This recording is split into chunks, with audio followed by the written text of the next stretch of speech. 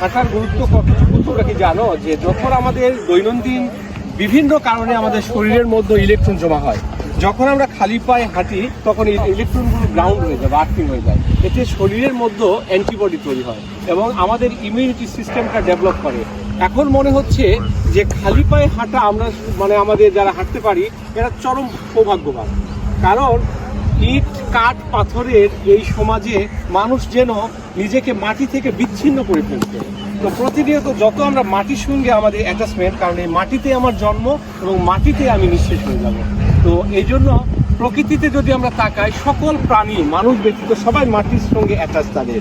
এই জন্য আমাদের রোগ প্রতিরোধ ক্ষমতা বৃদ্ধি পায় এবং এইটা একটা অত্যন্ত একটা ভালো অভ্যাস। তো আমাদের সকলের উচিত প্রতিদিন মাটির সঙ্গে অ্যাটাচ থাকা।